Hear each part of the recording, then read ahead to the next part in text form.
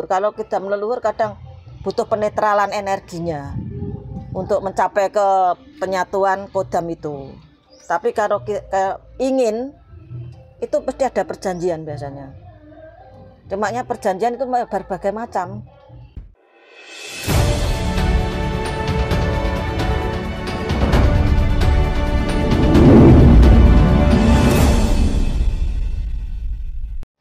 Selamat sore Bu Rahayu. Rahayu Sagung Dumadi.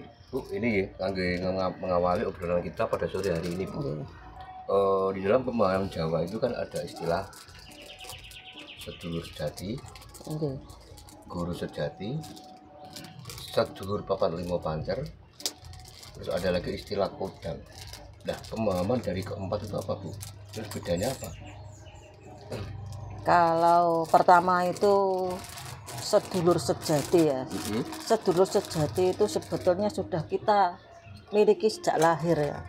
Sejak lahir itu ada yang keluar bersama kita, lahir bersama kita.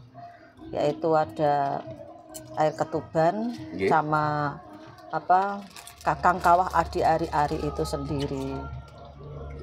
Terus itu yang dinamakan sedulur sejati, yang orang dulu biasanya kalau untuk meroi, sebelum kita tahu tentang sedulur sejati, hanya orang-orang awam itu kan wis merui dulure awake dhewe kan ngoten, biasanya ada seperti itu. Jadi sedulur sejati sendiri itu kan yang sudah mengikuti. Terus tadi guru sejati.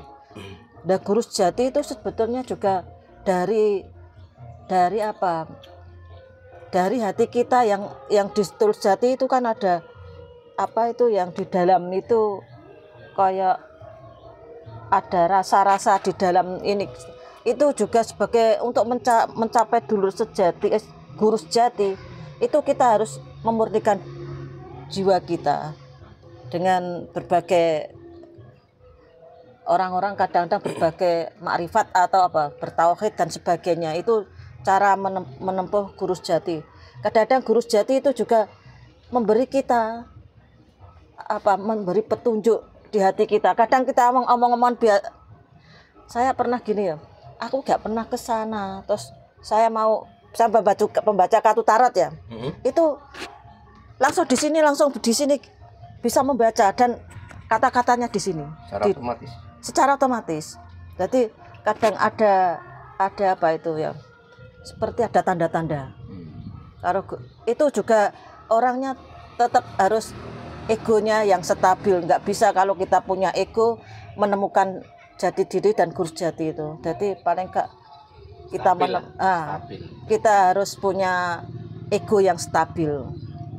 Antara hitam dan putih kita harus sudah bisa itu baru ketemu guru sejati itu. Sedangkan kodam, kita biasanya kalau kodam itu bukan kita titisan. Nah, titisan itu kadang-kadang orang ya keluar leluhur ya.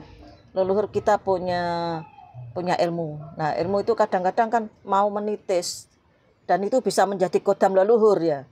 Tapi kalau kodam yang kita ingin, kita puasa tirakat di mana di sana saya ingin itu kan baru kodam yang lain. Nah, kodam itu juga kadang-kadang ada imbalan.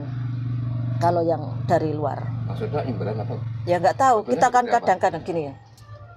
Kalau kita mau dapat kodam harimau ya, kan kita secara otomatis itu kalau kodam yang ambil ya tidak dari kodam leluhur. Kalau kodam leluhur kadang butuh penetralan energinya untuk mencapai ke penyatuan kodam itu.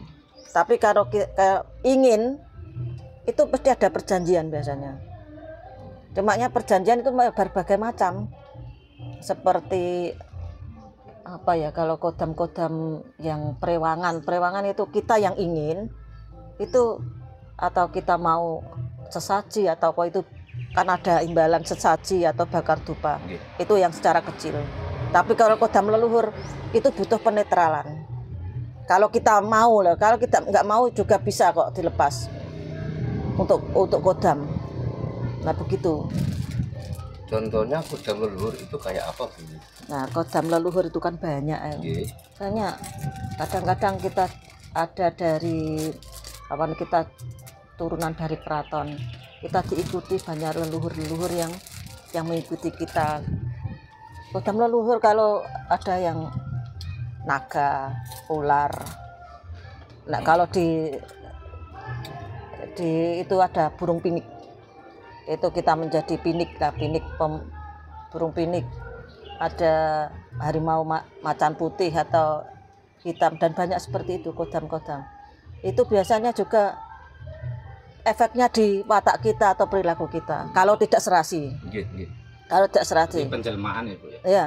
Jadi kalau kita bisa menyelaraskan, itu kadang-kadang muncul sendiri kalau kita egois itu loh. Kalau kita itu biasanya itu yang punya kodam. Dan biasanya ya orang-orang itu yang kodam-kodam pendamping leluhur pokoknya semuanya butuh penyelarasan kalau kita mau stabil.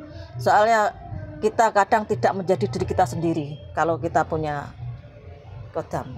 Ciri-cirinya orang yang didampingi kodam leluhur kayak apa? Ya kita kadang-kadang bukan diri kita sendiri. Upama ya, ini saya sendiri ya pengalaman. Saya itu tidak pernah berguru atau apa, tapi kadang-kadang tahu di sana ada. Tahu kan? Bahkan ada di kuburan itu sepeda motoran gitu mati.